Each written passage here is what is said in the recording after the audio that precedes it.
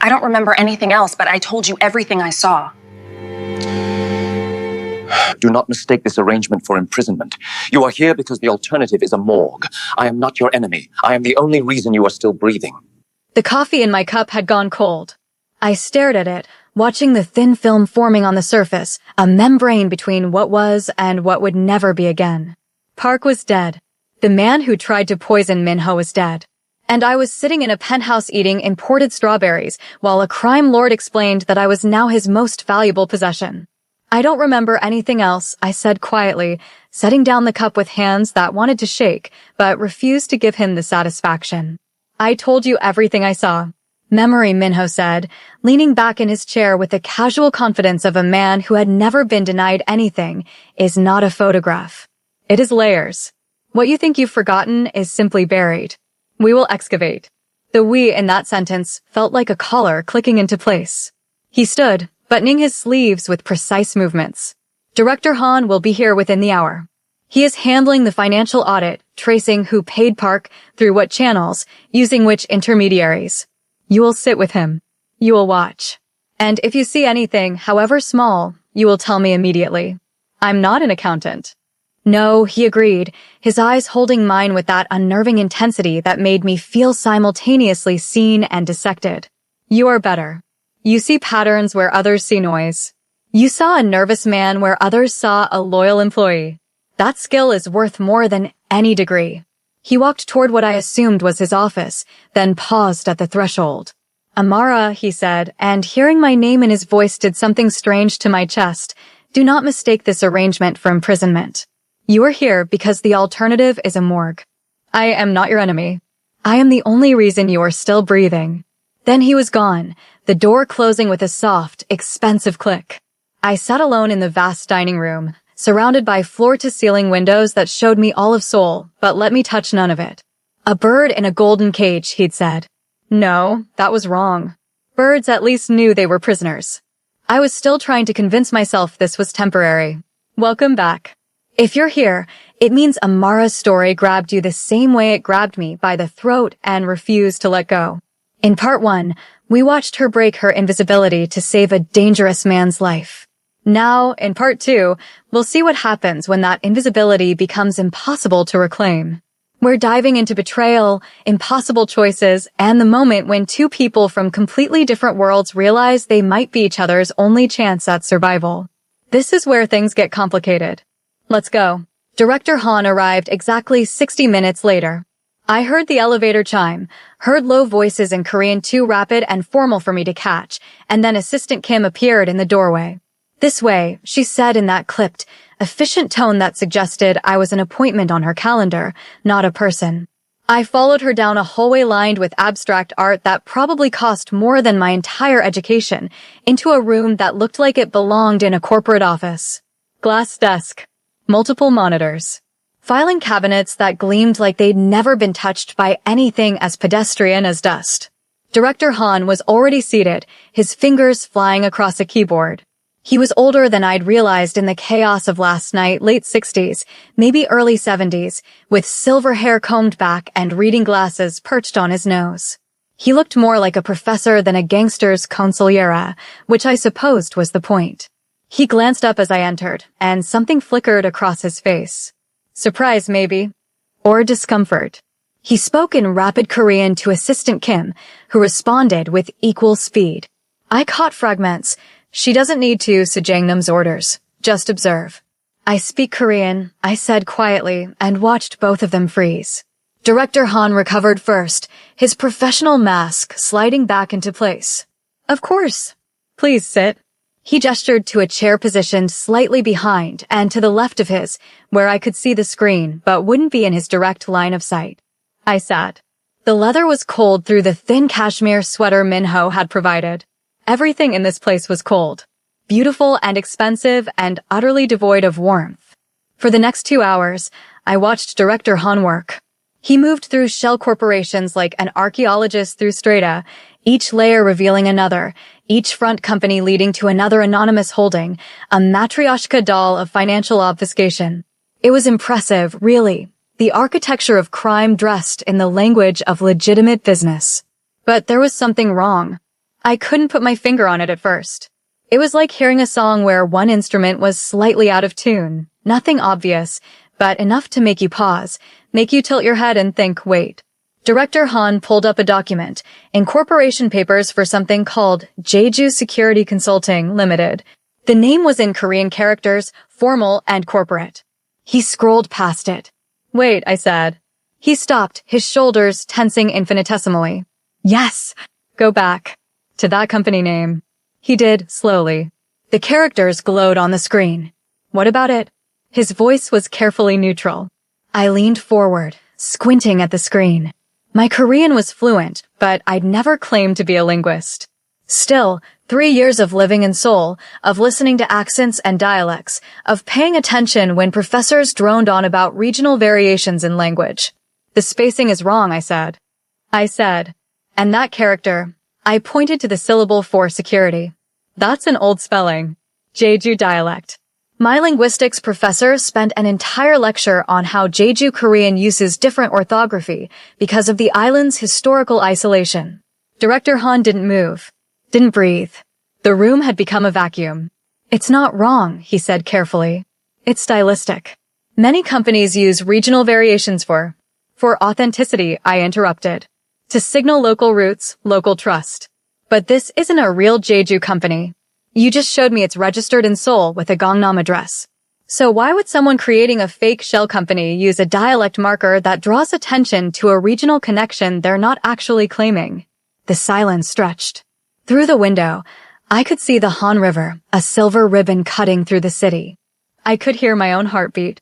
Unless, I continued, my voice dropping, whoever created this wasn't thinking like a corporate lawyer. They were thinking like someone who grew up speaking that dialect. Someone old enough that the old spelling is instinctive, not a choice. Director Han removed his glasses slowly. He folded them with hands that trembled almost imperceptibly. When he looked at me, his eyes were ancient and tired. You are very observant, he said quietly. Where in Jeju are you from? I asked, though I already knew the answer. Knew what it meant. Knew that I had just unearthed something I desperately wished I could bury again. Siaguapo, he whispered. I was born in Siaguapo. The door opened. Minho stood there, and I knew from the absolute stillness of his body, the glacial cold in his eyes, that he had been listening. Had heard everything. Hyangnim, Director Han said, rising from his chair. The honorific sounded like a prayer. Or a plea. Don't, Minho said, the single word dropping like an axe. They moved to Minho's private office. I wasn't invited, but I wasn't dismissed either, and in that ambiguity, I chose to follow. No one stopped me. Minho stood by the window, hands clasped behind his back, looking out at his kingdom. Director Han stood in the center of the room like a man before a firing squad. Tell me, Minho said, that you did not do this. I did not hire the assassin, Director Han said immediately. I swear on my grandchildren's lives, I would never. Then explain. Minho's voice was a blade, surgical in its precision. Explain why your dialect, your fingerprints, are all over the financial trail leading to the man who tried to poison me. Director Han's composure crumbled like sand. His shoulders sagged. He suddenly looked every one of his years, and then some.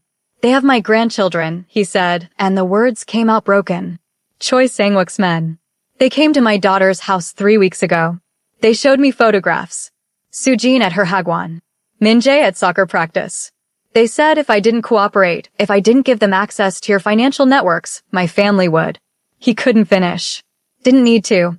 The room filled with a different kind of silence. Not the cold, calculating silence of before, but something heavier. More human. Minho turned from the window.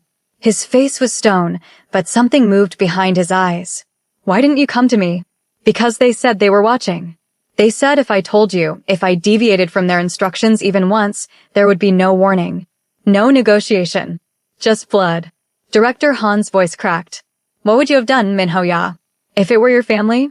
The informal address, dropping the title, using the intimate form of his name, was either a death wish or a desperate appeal to the boy Minho had been before he became the Viper.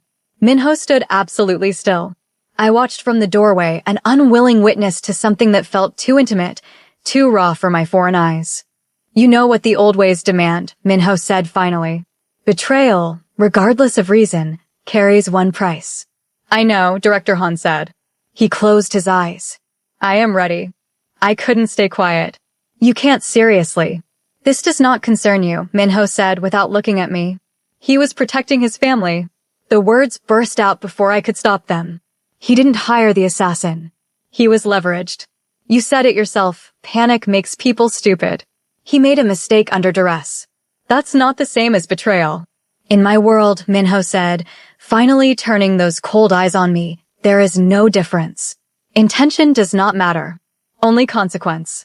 And the consequence of his mistake is that I am exposed, my operations are compromised, and everyone who works for me now knows that loyalty is negotiable if the pressure is sufficient. Then change your world, I shot back, reckless with fear and fury. Or accept that it will never be anything but a cycle of violence and fear. Something flickered across his face. Surprise, maybe. Or reassessment. He looked at me like he was seeing me for the first time, truly seeing me, not as an asset or a witness, but as a person with her own convictions. He turned back to Director Han. You will call Choi's men. You will tell them the poison failed. You will tell them I have gone into hiding and you do not know where. You will feed them false intelligence, locations, safe houses, meeting times.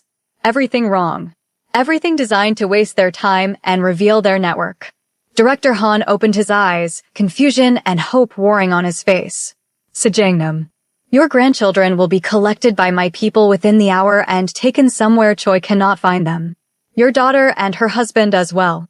You will not see them again until this is finished. If you deviate from my instructions even once, if you attempt to contact them or warn Choi, I will consider that a second betrayal. And there will be no mercy for the second one. It wasn't forgiveness. It was a reprieve purchased with exile and absolute obedience. But it was life. Thank you, Director Han whispered, and there were tears on his weathered face. Thank you, Minho-ya. Minho walked to his desk, pressed a button. Assistant Kim, arrange extraction for Director Han's family. Priority 1. Use the Busan route. He released the button and looked at the old man with something that might have been regret. You were like a father to me. I would prefer not to kill you. Do not make me regret this choice. Director Han bowed, deep and formal, and left the room like a ghost. Minho and I stood alone in the office, the city sprawling beneath us, indifferent to the small human dramas playing out in its towers. That was a mistake, he said quietly. Killing him would have been the mistake, I countered. He turned to look at me, and for the first time since I'd met him, the mask slipped completely. I saw exhaustion there. Loneliness. The terrible weight of being the one who makes decisions that determine whether people live or die. You do not understand the world you have entered, he said. Mercy is seen as weakness. Weakness invites predators. And what good is strength, I asked, if it makes you into a monster? He crossed the room in 3 strides. Suddenly, he was close, closer than he'd been since he grabbed my wrist in the club, close enough that I could smell his cologne, see the faint scar above his left eyebrow, feel the heat radiating from his body. I am already a monster, he said, and his voice was raw. I have been a monster since I was 16 years old and made my first kill. Mercy does not change that. It only gives the monster a moment of delusion that he is still human. My breath caught. We stood there, the space between us charged with something I couldn't name. Fear, yes, but something else. Something dangerous. You are not a monster, I whispered. Monsters don't spare people. Monsters don't protect families. You're just a man trying to survive in a monstrous world. He reached up slowly, giving me time to pull away. I didn't. His fingers brushed my cheek, traced the curve of my jaw with a gentleness that seemed impossible from hands I knew had killed. You see too much, he said. It was what he'd said before, but this time it sounded different. Not like a threat. Like a confession. Maybe you need someone who does, I replied. He leaned in, and I knew he was going to kiss me, knew I should stop this, knew that crossing this line would change everything in ways I couldn't predict or control. I didn't stop him. His lips touched mine, soft at first, questioning. I answered by pressing closer, my hands finding his chest, feeling his heart hammering as fast as mine. The kiss deepened, became something desperate and searching, 2 lonely people reaching for connection in a world that had taken too much from both of us. When we finally broke apart, both breathing hard, He rested his forehead against mine. "This complicates things," he said. "Everything about this is already complicated," I replied. He pulled back, and I watched him rebuild the mask, piece by piece, until the Viper stood before me again instead of the man. "Tonight," he said, his voice steady once more, "we move on the broker.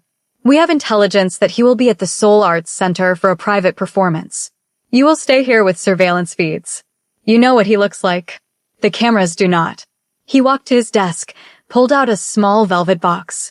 When he opened it, I saw a hairpin inside, jade carved into the shape of a lotus, intricate and beautiful and undoubtedly expensive. "In my world," he said, holding it out to me, "certain symbols carry meaning. This marks you as under my protection. Anyone who sees it will know that harming you means war with me." It was a claim, a brand, a contract written in jade and tradition. I took it, feeling the cool smoothness of the stone against my palm. I understood what accepting it meant. I was no longer just a witness or an asset. I was his. The Soul Arts Center at night was all glass and light, a beacon of culture in a city built on the bones of war and the dreams of economic miracles. Through the surveillance feed streaming into the van, I watched well-dressed patrons climb marble stairs, their jewels catching the floodlights, their laughter silent on the screens before me. Minho was inside, dressed in a perfectly tailored tuxedo that made him look like exactly what he was pretending to be, a wealthy businessman with a love of classical music. He moved through the crowd with the ease of someone who belonged everywhere and nowhere, his earpiece hidden, his weapon undoubtedly holstered beneath the expense of wool. "Camera 3, I said into my mic, watching the feed. "North entrance. Man in gray, early 60s. He's alone." Visual, Minho's voice crackled back. "Not him. We'd been at this for 40 minutes. Every man who remotely fit the description of the broker, older, unremarkable, the kind of person who disappeared in crowds, I flagged. Minho investigated. Each time, it was wrong. Then I saw him. Camera 7. Side entrance, the one reserved for VIPs and donors. He moved differently from the others, not hurried, but purposeful. Confident. And there, glinting as he reached to open the door, was the mother-of-pearl lighter I'd seen in the club, catching the light like a small moon. "Camera 7, I said, my voice tight. "Side entrance. Gray suit, no tie. He has the lighter." "Moving," Minho said. I watched him redirect, cutting through the crowd with predatory efficiency. He reached the corridor just as the man disappeared into it. Two of Minho's men followed at a distance, wolves tracking prey. The feeds didn't cover the private corridors. I was blind now, listening to the sounds of footsteps, breathing, the rustle of fabric. "I have him," Minho said. "Private box 7. A pause. Then the sound of a door opening. "Good evening," Minho said in Korean, his voice deadly pleasant. "We need to talk." I waited, my heart in my throat, watching the screens for any sign of trouble, any backup, any. "Sejangnam," one of the other men's voices came through. "This is not him." "What?" Minho's voice was sharp. "This man is Park Jin-soo, retired accountant. He's been paid 500,000 won to sit here and hold this lighter. Someone gave it to him an hour ago and said it was a gift for his wife." The feed erupted in barely controlled fury. I frantically scanned the other cameras, looking for anyone leaving, anyone who might have been watching. There. Camera 12. Exterior, south exit. A figure in a dark coat, moving quickly toward a car parked in the VIP lot. The angle was wrong, I couldn't see his face, but... "South exit," I said urgently. Dark coat, moving to the VIP lot. Government plates. On it, someone responded. But I knew they wouldn't catch him. I could feel it in my bones. This had been a trap, a test. We'd been played. The figure got into a black sedan and pulled away smoothly, unhurried. I zoomed in on the windshield, trying to get a plate number, a sticker, anything. And there it was. A small decal in the corner of the windshield. The kind of pass that gave you access to secure facilities. I'd seen them before, in my linguistics classes when we'd taken a field trip to the National Assembly for a conference on language policy. National Assembly parking. This car belonged to someone in the government. The ride back to the penthouse was silent. Minho's fury filled the vehicle like a physical presence, cold and suffocating. His men sat tense, waiting for the explosion. It came the moment we were inside. He swept everything off his desk in one violent motion, papers, laptop, a crystal paperweight that shattered against the floor in a constellation of fragments. The sound was shocking in the silence. They knew, he said, his voice shaking with barely contained rage. They knew we were coming. They set us up to look like fools. Or, I said quietly from the doorway, they wanted to see how you'd respond. What resources you'd deploy. This was reconnaissance disguised as mockery. He turned on me, and I saw the Viper in full, the man who had built an empire on fear and violence. You think I don't know that? You think I don't understand I've been compromised at every level? I think you're angry, I said, keeping my voice steady despite my racing heart. But anger makes you sloppy. And sloppy gets people killed. He grabbed the bottle of whiskey from the bar cart and poured a glass with shaking hands. He drank it in one swallow, then poured another. I approached slowly, carefully, like approaching a wounded animal. I took the bottle from him and set it down. Look at me, I said. He did, and the pain in his eyes was terrible to witness. We know something now that we didn't before, I told him. We know this isn't just corporate rivals or gang enemies. This is political. And political means there's a trail. A paper trail, a money trail, a chain of command. Politicians can't move without leaving footprints. What footprints? He asked bitterly. A parking pass? That could belong to anyone in the assembly, anyone on staff, any. The car had government plates, I interrupted. And I got a partial on the license. Give me access to your traffic analysis software and the assembly's public records database. Let me cross-reference. He stared at me. You're a bartender. I'm a linguistics major who spent 2 years teaching myself data analysis because I thought it would help with my thesis on language patterns in social media, I corrected. I'm not an expert, but I'm competent. And right now, you need competent more than you need perfect. For a long moment, he didn't move. Then he walked to his desk, entered a password on his computer, and stepped aside. Show me, he said. I worked for 3 hours. Minho sat nearby, watching in silence as I pulled records, cross-referenced timestamps, matched partial plates against assembly parking logs. It was tedious, granular work, the kind that made your eyes burn and your head ache. But there. Look at this, I said, pointing to the screen. The car that left the arts center matches this plate in the assembly lot. It's registered to a pool vehicle used by senior members. But look at the access log. It was checked out tonight by someone on Assemblyman Lee's staff. Lee Jae-sung, Minho said, and his voice was different now. Focused. Sharp. The anti-corruption crusader. The people's champion. Who would make a perfect cover for someone consolidating underworld power, I said. Think about it. He builds his reputation fighting organized crime while secretly trying to unite the gangs under his control. He removes rivals like you, replaces them with puppets, and suddenly he has both legitimate political power and illegal revenue streams. Minho pulled up a photo of Assemblyman Lee, mid-50s, silver hair, expensive suit, the kind of face that looked trustworthy on campaign posters. He's hosting a private event tomorrow night, Minho said. The Busan Film Festival Gala. Invitation only. Every major political figure in Seoul will be there. You can't go, I said immediately. If he's behind this, he'll have the place locked down. Security will be looking for you. I know, Minho said. He turned to look at me, and I saw the plan forming behind his eyes. Which is why I won't be going as myself. The dress was a midnight blue that shimmered between black and navy depending on the light, cut to be elegant rather than provocative, the kind of thing a wealthy foreign investor would wear to make an impression without causing offense. The jade hairpin was woven into my braided updo, visible but not ostentatious. I stood before the floor-to-ceiling windows, soles spread below me like a circuit board, lights blinking in patterns that probably meant something to someone. The dawn was just beginning to break, painting the sky in shades of rose and gold. Minho appeared in the reflection behind me. He'd changed into a fresh suit, dark and perfectly tailored, his hair still damp from a shower. He looked tired but focused, the way a general might look before a battle.